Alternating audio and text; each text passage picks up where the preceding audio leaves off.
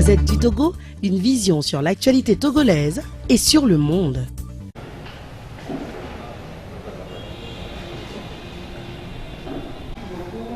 Monsieur Folikwe, je vous présente Monsieur Zoliko Komitse, qui a un doctorat en sociologie du développement et à qui on a concédé quelques cours de vacation du département de sociologie de l'université de Lomé. Vous savez tous comment ça se fait. C'est difficile, mais nous pensons qu'il peut répondre à cette question. Est-ce que le fait même de parler de développement ne crée pas un monde en deux parties, ne pose pas même une autre question? Est-ce que c'est pas clivant entre les développés et les non développés? Donc, Monsieur Zoiko, vous avez la parole pour cet exposé. Merci madame. Salut au passage Son Excellence Monsieur le doyen honoraire qui est présent, et je salue également les acteurs politiques qui sont ici présents dans la salle, qui démontrent à travers leur participation à ces genres de réunions, à ces genres de convocations, leur volonté de toujours apporter quelque chose à l'édifice, à la construction du développement de notre pays. L'exercice que je suis invité à faire porte sur le thème « La notion de développement facilite-t-elle la convergence ?» Je vais essayer d'être ici bref, histoire de revenir dans les débats pour que nous échangions ensemble dans l'esprit, dans l'optique d'avoir un produit en termes de recommandations, de propositions pour que nous allions en avant. Dans un briefing, je vais évoquer une problématique de la situation et parler de quelques concepts et revenir sur les analyses sectorielles des notions de développement et de la convergence. Je finirai mon intervention en faisant une brève conclusion et quelques recommandations. Aujourd'hui, la question, ou bien encore, la notion de développement n'est pas une notion nouvelle, une notion très ancienne, mais également complexe de par sa définition. La définition du concept de développement, il y a plein de recherches, bien d'auteurs qui ont essayé de donner dans un contexte précis cette définition, mais on constate que de recherche en recherche, il y a toujours des remises en cause de cette notion. Je me suis donné un peu la peine de retenir une définition qui va nous permettre de réfléchir sur la question aujourd'hui. Cette définition est inspirée de la théorie des besoins essentiels du Bureau international du travail, qui définit le développement comme l'élargissement de l'éventail des possibilités offertes aux hommes. L'élargissement de l'éventail des possibilités offertes aux hommes. Pour enchérir cette définition, je voudrais bien citer également François Perrault, l'économiste français, qui dit « Le développement, bien au-delà de l'élargissement des possibilités, de l'éventail des possibilités offertes aux hommes, doit être la combinaison des changements mentaux et sociaux d'une population qui la rend apte à faire croître cumulativement et durablement son produit réel global. » La convergence, la notion de convergence, je voudrais à la fois l'inscrire sous l'angle de l'économie et puis de la sociologie. Du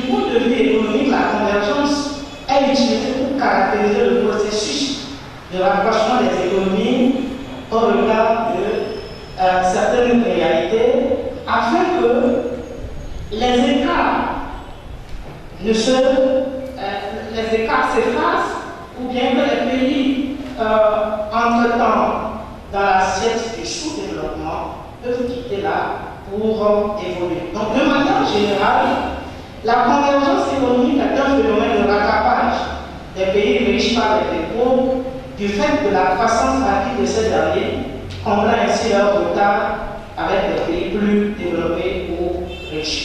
Nous avons plusieurs catégories de convergence. Nous n'allons pas tomber dans ces détails à cause du temps. Pour comprendre cette question de convergence, l'angle sociologique nous amène à savoir que la convergence, c'est cette approche holistique qui nous permet de prendre conscience de notre retard pour agir à partir des actes concrets afin d'effacer l'attribution et des attributs négatifs qu'on a sur sa personne ou sa communauté. Pour comprendre le concept de développement et le concept de convergence, j'ai voulu partager avec vous 4 théories qui nous permettent, qui nous servent de modèle explicatif et de compréhension de ces 2 concepts. Dans la sociologie, de façon globale, nous parlons de la rationalité de l'acteur. Les États sont des acteurs dans le processus de développement. La rationalité de l'acteur, oui, mais la question qui nous est posée nous demande également de réfléchir sur un autre modèle explicatif qui est le changement social. Le changement social qui, dans son naissance, dans son développement, nous dit qu'il nous faut comprendre que le changement social doit être observable, ça doit être régulier dans le temps. Le changement social doit être un catalyseur qui touche toutes les couches de la société. Et puis en dernière position, le changement social doit être durable. Si je fais une analogie, un rapprochement, le développement doit être observable, doit être récurrent dans le temps, doit être un catalyseur, ou doit manifester le fait que toutes les couches ressentent les effets des actions menées. Et ces actions doivent être durables. Il y a également les avantages comparatifs. La théorie des avantages comparatifs. En quoi pouvons-nous nous spécialiser pour que cela nous permette d'aller loin? Ça veut dire simplement qu'il y a une question de définition des pistes de développement. Sur quel pilier devons-nous nous mettre? Et quels sont les piliers que nous devons construire pour atteindre un développement? Comment veut-on orienter le développement? Certains pays ont choisi d'orienter leur développement en misant sur l'agriculture, d'autres sur les industries, etc. Maintenant, étant un pays en voie de développement, un pays sous-développé, quels sont les piliers sur lesquels on peut mettre ces accents? Cela nous permet également de réfléchir à la théorie des étapes de croissance de John Rostock pour comprendre comment nous devons nous positionner aujourd'hui dans cette jungle, dans cette dynamique de développement des États. Pour parler de l'analyse sectorielle des questions de développement aujourd'hui, je voudrais évoquer également qu'il y a aujourd'hui de différentes approches de développement. Il y en a plusieurs. Sous l'angle politique, je vais nommer quelques approches. Depuis le lendemain des indépendances, nous avons connu l'approche dénommée les PAS, les programmes d'ajustement structurel, les coopératives coopération bilatérale ou multilatérale. On est passé à l'annulation, la politique d'annulation des dettes, l'intégration régionale ou encore sous-régionale, les échanges commerciaux, la mondialisation dans toutes ses composantes, la démocratie, les EED, les ODD. Nous en avons plusieurs. Ces éléments que je viens de citer sont sous l'angle politique. Si nous abordons les approches de développement sous l'angle communautaire, aujourd'hui nous parlons de développement participatif, de développement axé sur la production et la consommation des produits locaux, le développement axé sur l'approche associative ou coopérative, le développement de type d'entor, c'est-à-dire le développement qui est initié à la base pour tenir compte des réalités intrinsèques à la vie d'une communauté, d'une population, afin de mieux orienter les politiques de développement. Et en dernière position, le développement autocentré. Un développement qui n'est pas attentiste, un développement qui ne tend pas la main à l'aide extérieure pour ce développer plutôt, mais un développement qui compte sur les ressources internes. Quels sont les critères pour mesurer un développement? Je voudrais citer ici les critères du programme des Nations Unies pour le développement pour nous permettre de réfléchir à la manière dont nous pouvons nous rassurer que nous sommes sur la voie du développement où nous sommes développés. Le premier critère est la productivité, le cumul des richesses. Il faut produire. Il n'y a pas de pays, il n'y a pas de nation qui peut prétendre développer sans miser sur la production des richesses. Tout commence par la production.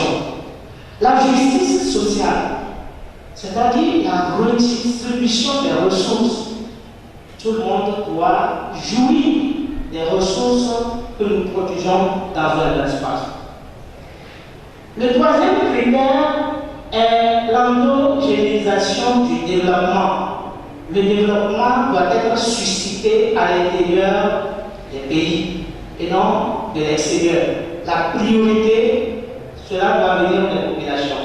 Et la dernière chose, le critère de la durabilité. Cela est très important. À partir de la théorie du changement social, tout à l'heure j'ai évoqué la question de durabilité. Cela revient ici dans les critères de mesure du développement des pays selon le lutte. Quels sont les obstacles aujourd'hui? Les obstacles au développement axés sur la convergence. Nous avons dans le premier débat tout à l'heure discuté de bien de contrastes ou encore d'obstacles qui ne nous permettent pas d'évoluer. Je vais juste nommer quelques obstacles ici et nous allons revenir sur les autres dans les débats. Dans l'histoire, nous avons connu la dévaluation du franc CFA. La monnaie a un poids dans le processus de développement de tout pays. Les effets de cette dévaluation, je ne suis pas ce maître à vous enseigner. Vous en connaissez autant. Cela a affaibli les économies nationales dans tous leurs détails. Il y a le déficit budgétaire, il y a également l'inflation, mais je veux mettre l'accent sur un point que je nomme les politiques des grandes urgences inachevées. En formant une politique, on ne finit pas de consommer cette politique, une nouvelle arrive. En termes de politique, de grandes urgences, d'urgence en urgence, au point que nous ne nous retrouvons pas, nous perdons les fils, nous perdons la marche dans ce processus de développement. Les politiques des grandes urgences inachevées. Face à la montée des déséquilibres mondiaux actuels, marquée par l'approfondissement des inégalités et de la pauvreté, la nécessité d'une croissance inclusive constitue à juste titre un impératif stratégique et politique urgent. Pour finir, aujourd'hui, la notion de développement et la notion de convergence. La notion de développement imprime une idée de relativité, de relativisme, a quand même son influence dans la problématique du développement. Mais de toutes ces choses, comment pouvons-nous passer par la convergence pour, disons, émerger dans ce rendez-vous très dynamique, dans ce rendez-vous très concurrentiel?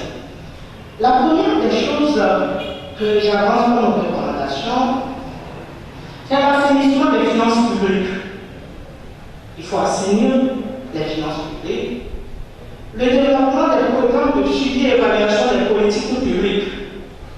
Une chose est de financer les grandes politiques publiques, l'autre est de les suivre et de les évaluer.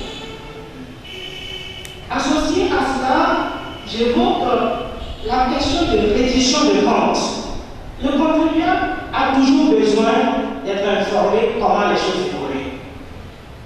Vous donnez, pour contribuer, vous devez savoir comment les choses se passent. Cela encourage davantage à donner. Le développement des politiques nationales de la production et de la consommation locale et en dernière position, l'assainissement du secteur des affaires, plus au bénéfice des acteurs nationaux, pour permettre le développement endogène et émerger, pour permettre un temps soit peu un repli pour produire et émerger, nous en avons besoin. Pour finir, j'évoque également la question d'éducation à la conscience nationale vis-à-vis des biens publics. Nous en avons besoin dans nos écoles, nous en avons besoin dans nos centres de formation. Et dans cette problématique, faire la promotion de la recherche dans le schéma du développement. Aujourd'hui, il y a bien de recherches, bien de résultats que les gens ont produits dans les grandes écoles, dans les grandes universités. Mais qu'est-ce que nous faisons de ces résultats, de ces produits? Je vous invite, dans le débat à venir, à faire des apports, à approfondir cet exposé avec nous, en vue d'avoir un produit, je le disais tantôt, un produit que nous pouvons avoir sur la main avant de partir, histoire de contribuer à cette convergence à partir du développement. Je vous remercie. En relation, M. Zoïko, nous avions annoncé tout à l'heure qu'il n'y aurait pas de débat, mais nous avons tellement mis la pression sur M. Zoïko qu'il est allé très rapidement. Donc, je nous permets de poser quelques questions d'éclaircissement parce que c'était quand même relativement technique. Donc, pas de questions, le débat ne commence pas, mais il faudrait qu'on comprenne tout ce qu'il a dit. Donc, si vous avez quelques questions, je vais en prendre combien? 3.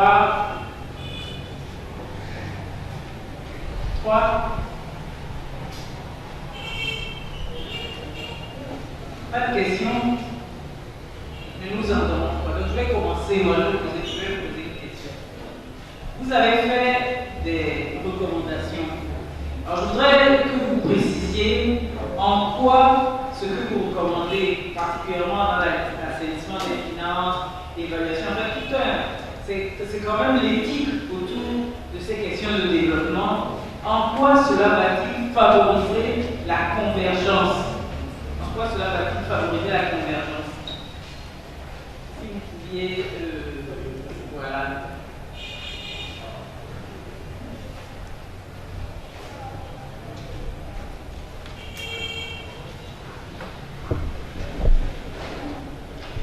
Merci beaucoup.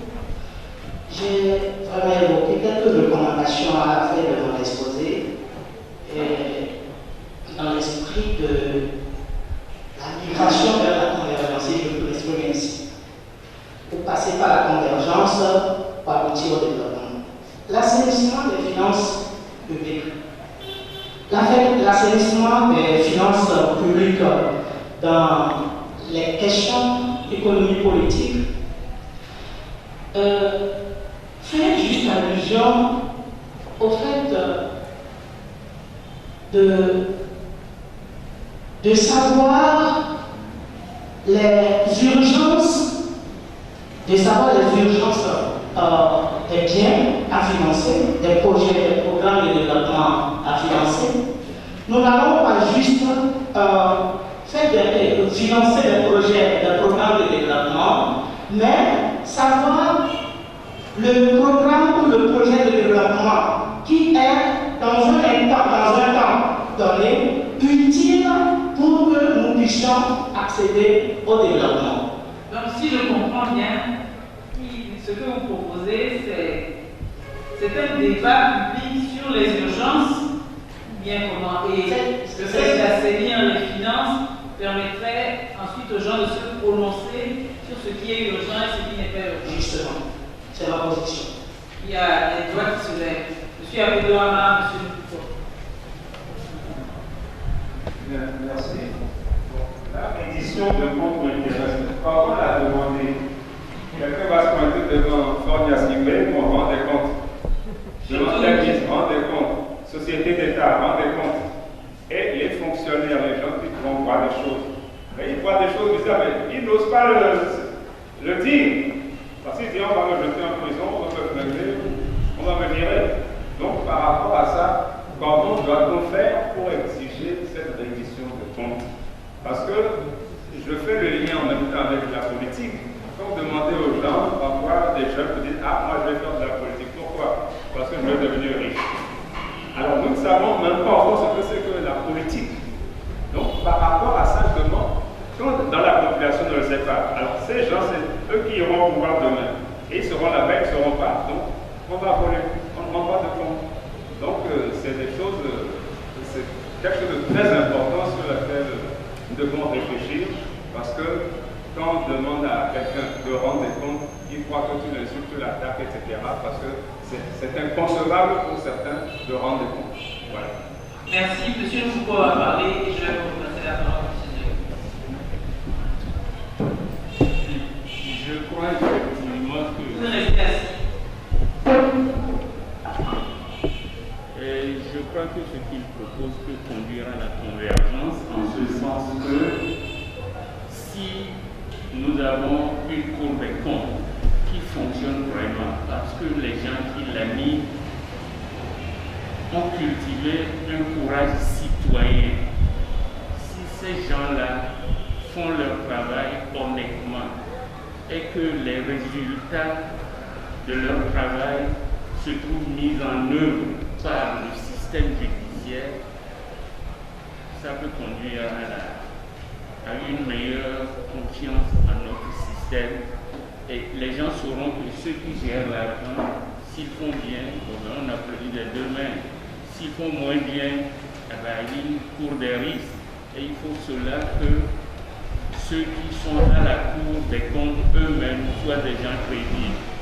Le courage citoyen, je crois. Vous êtes revenu à ce que disait M. Abedouama, comment sont choisis les gens qui sont à la Cour des comptes? Voilà. Oui, il n'a pas parlé de ça, mais en quelque sorte, ça revient à ça. Oui.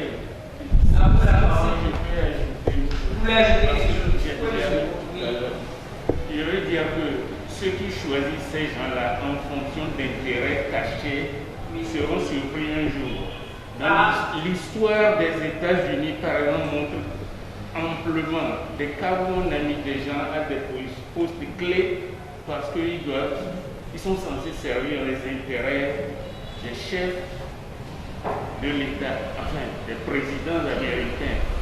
Et il y a eu des cas où des gens qu'on a nommés là-bas pour faire ci, fait ça à la place. Il dit, mais je t'ai mis là, il dit, attention, j'ai ma conscience.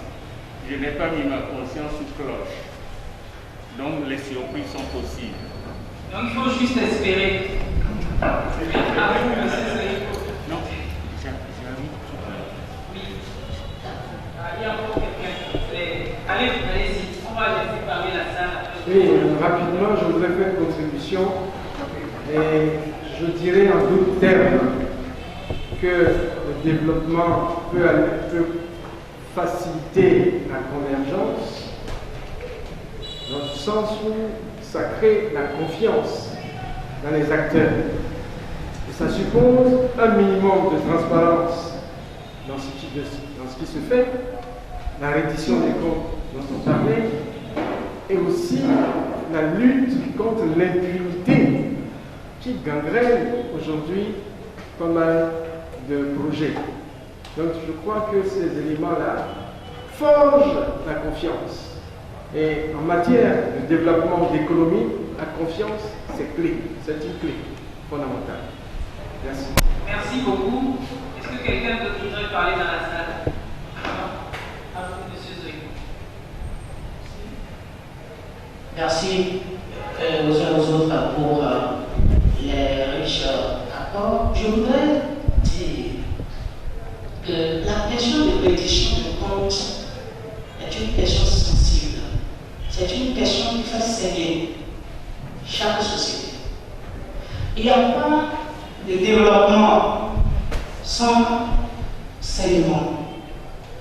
Les uns et les autres qui sont aujourd'hui au poste et qui sont les premiers à donner cette leçon. C'est bien vrai que la décision va faire saigner, je le dis, je le rappelle. Il nous faut, la question a été posée, comment faire pour que cette réduction soit chose. Nous devons commencer à travers l'éducation à la base. L'éducation, nous parlons de l'éducation à la citoyenneté. Nous parlons de plusieurs autres formes d'éducation. Mais on doit également mettre l'accent sur la question d'éducation à la reddition des comptes. Cela rentre dans ce que nous appelons la conscience nationale, la conscience pour le bien public. Quelqu'un qui a cette éducation aura quand même une réserve à toucher ce qui ne lui appartient pas ou bien ce qui relève de l'intérêt général. Ou bien truffer les comptes surfacturés, faire en sorte qu'on ne connaisse pas le retour plus les traces. C'est une question d'éducation que nous devons lutter à insérer dans le système éducatif autour.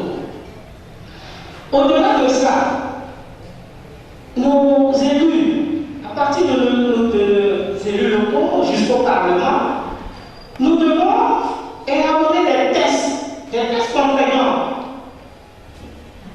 On dit souvent l'obéissance aux lois quand c'est prescrite à la liberté. Quand les tests n'existent pas, ça veut dire que c'est un couloir où tout le monde peut passer et revenir. Mais quand il y a des tests qui recadrent nos comportements, nos manières de faire, nos manières de penser et d'agir, je crois très bien que nous allons commencer à construire une génération consciente de cette question que nous débattons aujourd'hui. Merci. Pour l'instant, sur ça, vous croyez en l'éducation et dans le système éducatif pour la reddition des comptes. Moi aussi, je suis sceptique, mais je voudrais. C'est pas une question de texte. Oui, c'est pas une question de texte, c'est une question de contexte. La reddition des comptes, c'est un comportement, c'est des valeurs, et ce n'est guère une question de cours. Les gens vont apprendre par cœur. Donc, on commençait à parler de l'impunité, je crois. Oui, c'est monsieur qui a parlé de donc, voilà. Donc, l'impunité est là. Si on n'applique pas les textes, on fait n'importe quoi. C'est-à-dire qu'on ne peut rien faire dans ces cas-là. Je voudrais poser une seconde question, monsieur. Vous n'avez pas du tout abordé la question dites le développement fait saigner. Mais souvent, le développement fait saigner en ce qu'on fait croire à la population qu'elle doit se serrer pour que le pays se développe. Par exemple, passer de l'informel au formel en payant des impôts, payer des taxes, etc. Est-ce que vous ne voyez pas que c'est une manière de présenter le développement qui pose problème? Ça ne va pas dans l'intérêt de la population à qui on présente des plans de développement qui ne lui apportent rien, mais qui la font souffrir. Vous avez cité les plans d'ajustement structurel, etc. Ça a beaucoup fait souffrir les gens. Et voilà, je voudrais que vous parliez un peu de cela. Je dis que le développement fait saigner. Et cela est vrai, parce que pour y arriver, cela nous demande des sacrifices, cela nous demande des ressources, cela nous demande des obligations. C'est dans ce contexte que je parle du saignement. Maintenant, est-ce que cela n'est pas profitable en passant par les programmes d'ajustement structurel jusqu'au programme de développement que nous avons aujourd'hui? Est-ce que la population se retrouve bénéficiaire? Est-ce que la population se retrouve concernée? Je dis tout simplement que c'est une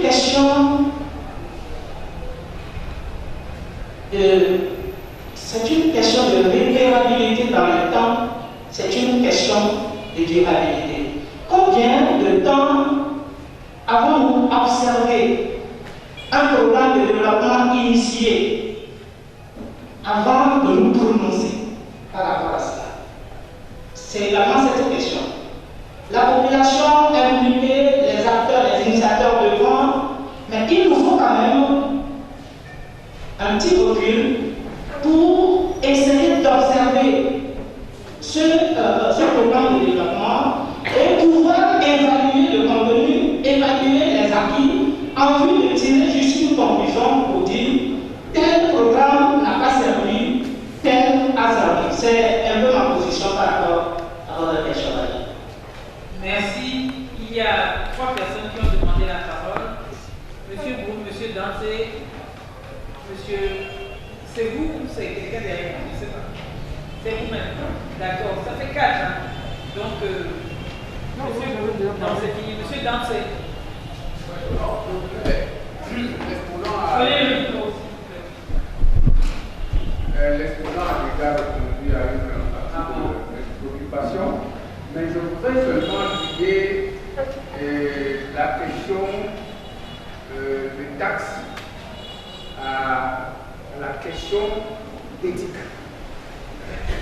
Dans le pays, le gouvernement opte pour une politique d'éthique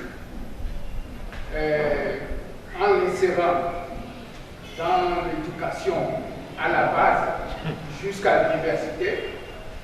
Alors là, l'individu qui donne des taxes, c'est pourquoi il donne des taxes et là où ça va. Et à partir du moment où il sait là où ça va, il n'y a pas de problème. C'est quand il y a des détournements qu'on ne comprend pas qu'il y a des doutes et c'est ça qui me pose. C'est ce que je voulais dire. D'accord, merci beaucoup. Monsieur Bruno. Oui. Je fais le lien entre cette notion de convergence sociale avec le volet inclusif économique et je me demandais si ce n'était pas intéressant de s'intéresser sur les choix de modèles économiques que peuvent faire les pays et le Togo par exemple. Si on prend des choix de développement sans démocratie, je pense au Rwanda ou à la Chine, où on va avoir des impacts importants en termes de développement et d'amélioration des conditions de vie des populations, mais dans un pays où il n'y a aucun espace de liberté, pas tenir cette rencontre par exemple.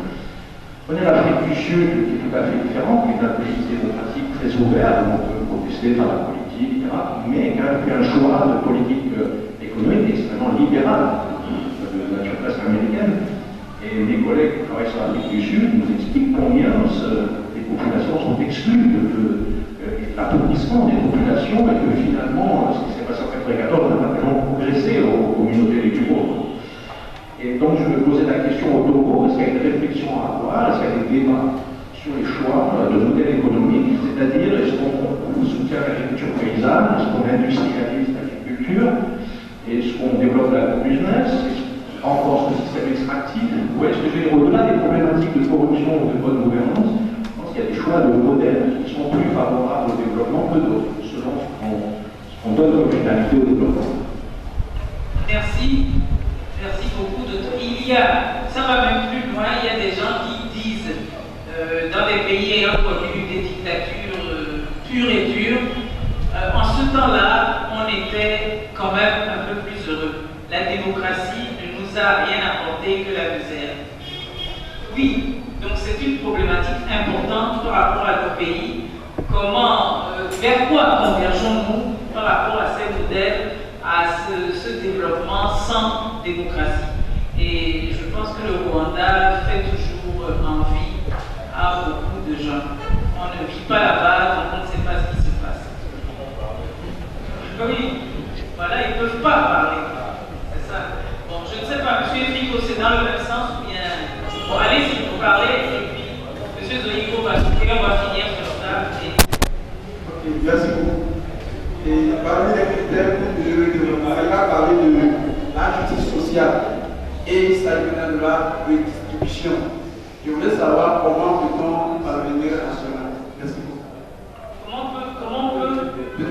peut-on faire cette redistribution-là? La redistribution des richesses. Oh, oui. Merci beaucoup. Oh, merci beaucoup. La question, je voudrais répondre à la question qui est posée d'abord. La question de justice sociale, deuxième critère de mesure du développement selon le PNUD, parle de la redistribution des ressources. La question de redistribution des ressources fait toujours beaucoup de débats, ou d'occasion de débats, mais ainsi en relief la manière par laquelle on peut redistribuer ces ressources. La redistribution des ressources dans un État peut se faire de plusieurs manières, parce que elle est aussi teintée de ce qu'on appelle la géopolitique. Dans la redistribution des ressources, je le dis, il y a plusieurs façons.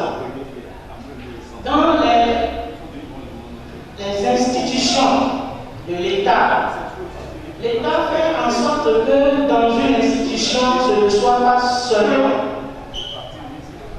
une ethnie ou bien un bord politique qui y travaille. C'est une des actions de redistribution des ressources. Les ressources minières, les ressources minières par exemple, l'État fait en sorte que cette ressource-là, exploitée, je veux dire, extraite dans une zone, sa transformation puisse bénéficier sur le plan national à tout le monde. Et à partir également de la fixation des prix.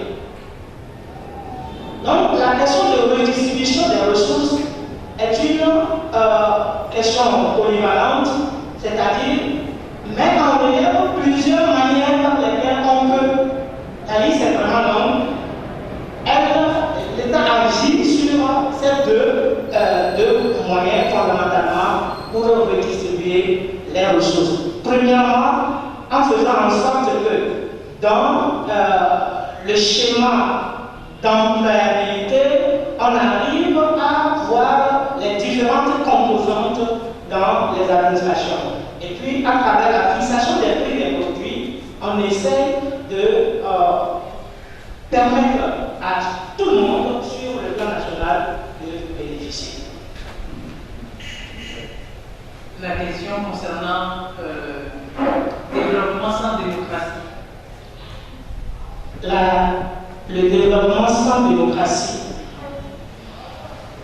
En soi, le développement incarne la démocratie. Parce qu'elle est fondée naturellement sur la population qui a sa voix, qui a son mot à dire. Et c'est elle d'ailleurs qui mobilise ces ressources et les mettre à la disposition de ces élus afin de pouvoir les gérer. Donc, il y a quand même un mariage très serré entre la question, ou bien entre la démocratie et le développement. Nous ne pouvons pas parler de développement sans démocratie et de démocratie sans développement. La troisième préoccupation portait sur le modèle, quel modèle de développement. J'ai fait quand même un aperçu, bref aperçu sur cet aspect en disant que pour se développer, fondamentalement, nous avons besoin de nous donner une orientation. Et c'est ce que vous avez évoqué. Aujourd'hui, dans les États africains, la plupart en Afrique subsaharienne misent sur l'agriculture. La production agricole est le premier fondement. Il y a quand même aujourd'hui des États qui commencent à émerger vers la préoccupation nationale de production, mais également de la transformation et la consommation des produits locaux. C'est là le fondement, c'est là une des actions importantes dans le développement national des États aujourd'hui. Il faut produire, il faut faire la promotion de cette production, favoriser ceux qui s'investissent dans ce secteur, investir davantage dans la consommation de ces produits et faire la publicité autour de la consommation des produits et ne pas dépendre des produits importés pour prétendre se développer. Le développement doit être suscité de l'intérieur vers l'extérieur et non de l'extérieur vers l'intérieur. Donc, notre développement au Togo aujourd'hui, tel que les schémas politiques se dressent, nous rendons compte que c'est l'agriculture, notre premier pilier, et on essaye d'aller sur les chantiers de la transformation des produits agricoles afin de faire ainsi participer la population en termes de consommation et d'investissement pour que le développement du Togo soit une réalité. Je vous remercie. Merci. Merci beaucoup. Nous allons nous arrêter ici, étant entendu qu'il y a beaucoup de questions qui restent en suspens. Toutes les questions concernant l'éducation, à la révision des comptes, etc., je n'ai pas voulu intervenir dedans. Même M. Zolico vient de parler maintenant du fait de la transformation des produits agricoles. Je ne sais pas où on fait ça. Je ne sais pas. Et puis, oui, enfin, les options et ce qu'on fait, il peut y avoir un fossé entre les deux.